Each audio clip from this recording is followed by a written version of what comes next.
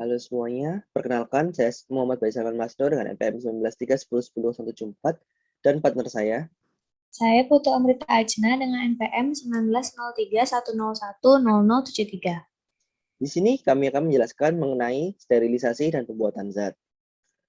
Baik, yang pertama dimulai dengan sterilisasi. Pengertian dari sterilisasi adalah proses penghilangan atau membunuh mikroorganisme baik protozoa, fungi, bakteri, mikoplasma, atau virus dalam benda atau peralatan untuk menjaga peralatan di laboratorium tetap bersih atau steril, serta mencegah terjadinya kontaminasi.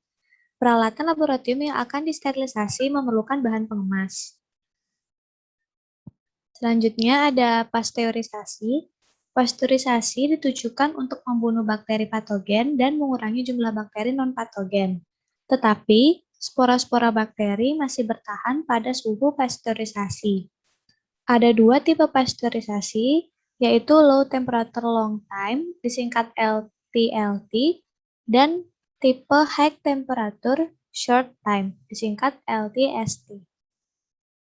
Selanjutnya ada sterilisasi kimia. Sterilisasi kimia yaitu memaparkan alat atau bahan yang mengandung mikroorganisme terhadap suatu senyawa kimia sehingga dengan suatu reaksi tertentu dapat membunuh atau menghentikan pertumbuhan mikroorganisme tersebut tanpa merusak bahan atau alat yang disterilisasi. Selanjutnya, sterilisasi fisik. Sterilisasi fisik ini dibagi menjadi sterilisasi panas kering, sterilisasi panas basah, sterilisasi metode radiasi, dan sterilisasi metode filtrasi. Untuk sterilisasi panas kering, merupakan metode sterilisasi fisik yang menggunakan suhu tinggi di bawah kondisi kering untuk menghilangkan kehidupan mikroorganisme pada produk yang disterilisasi. Sedangkan sterilisasi panas basah yaitu biasa menggunakan uap air. Umumnya, sterilisasi panas basah terjadi di bawah tekanan tinggi dan suhu yang tinggi juga, sehingga pada sterilisasi ini memerlukan waktu yang cukup singkat. Untuk sterilisasi radiasi, ialah sterilisasi yang menggunakan radiasi gelombang elektromagnetik berupa sinar UV atau sinar gamma. Dan yang terakhir, sterilisasi dengan filtrasi menggunakan saringan dengan 22 mikron sampai dengan 0,45 mikron, sehingga pada filtrasi ini mampu untuk menyaring mikroba. Selanjutnya ada alat yang digunakan untuk sterilisasi. Yang pertama hot air oven, yaitu alat sterilisasi dengan prinsip panas kering. Sterilisasi ini biasanya digunakan pada suhu 60-180 derajat Celcius selama setengah jam sampai dengan 3 jam. Sterilisasi dengan panas kering tergantung pada penetrasi panas yang memadai untuk barang secara keseluruhan. Waktu yang cukup lama untuk mencapai suhu sterilisasi. Selanjutnya ada alat autoclave, alat sterilisasi yang menggunakan uap air panas bertekanan. Tekanan yang digunakan pada umumnya 15 PSI atau 1 atm dengan suhu 121 derajat Celcius atau setara dengan 250 derajat Fahrenheit. Lama sterilisasi adalah 15 menit pada suhu 121 derajat Celcius. Tahapan pengoperasian menggunakan autoclave meliputi pembuangan udara, pemasukan uap, dan siklus sterilisasi.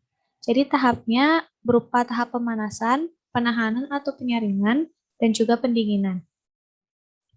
Selanjutnya, pada pembuatan zat, di sini kami akan membuat beberapa zat yang akan kami gunakan untuk prototipe selanjutnya. Konsentrasi dalam larutan menunjukkan banyaknya zat terlarut pada suatu larutan atau dalam sejumlah pelarut. Secara kuantitatif, konsentrasi larutan dapat digambarkan sebagai molaritas, molalitas, normalitas, dan juga fraksi mol.